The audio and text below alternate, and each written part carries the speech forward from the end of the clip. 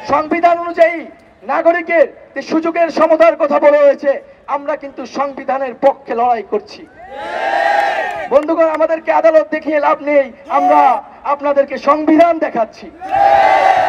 তো বন্ধুগণ, প্রধানমন্ত্রী নিজেই সংসদে দাঁড়িয়ে আমাদের কোটা বাতিলের পক্ষে রায় দিয়েছিলেন।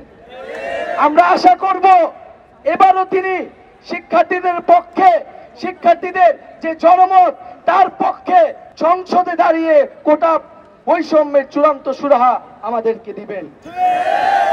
আমরা একটি কথা বলতে চাই, বারবার আমাদেরকে বলা হচ্ছে যে আদালতের বিষয়, এবং আমরা কেন রাজপথে আছি, আমরা কেন অপেক্ষা করছি না?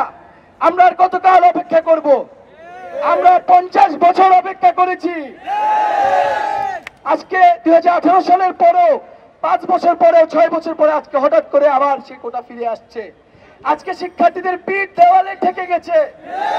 আজকে আমাদের কাছে আর কোনো অপশন নাই।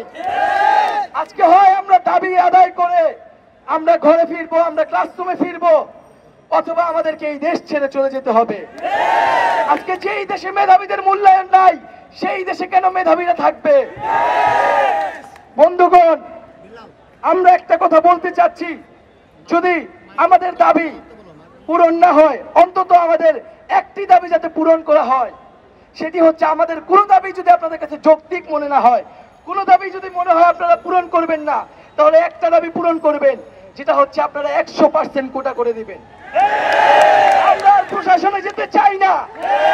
সেই প্রশাসন কোটাধারীদের প্রশাসন, সেই প্রশাসন আমরা চাই না। আমাদের যে ছাত্র ধর্মঘট এবং ক্লাস পরীক্ষা বর্জন কর্মসূচি, সেটি অব্যাহত থাকবে অনির্দিষ্টকালের জন্য।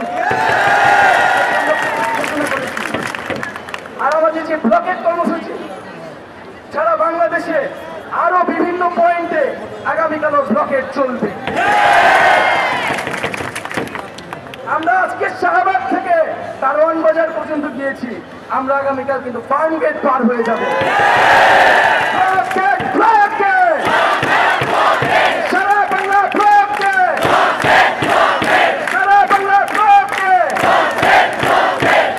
আগামীকাল 3:30টায় আমাদের কেন্দ্রীয় লাইব্রেরির সামনে জমায়েত হবে এবং আমরা আমাদের ব্লকেট কর্মসূচি পালন করব। আপনারা কি আগামীকাল আসতেছেন? আপনারা কি হাত তুলে জানাবেন আগামীকাল আসতেছেন?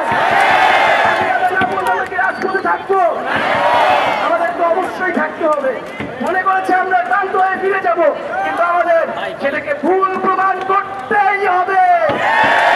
আমরা 52-তে হারি নাই, 66-তে হারি নাই, 71-এ হারি নাই, 18 সালে হারি নাই, আমরা 24 সালেও হারবো না।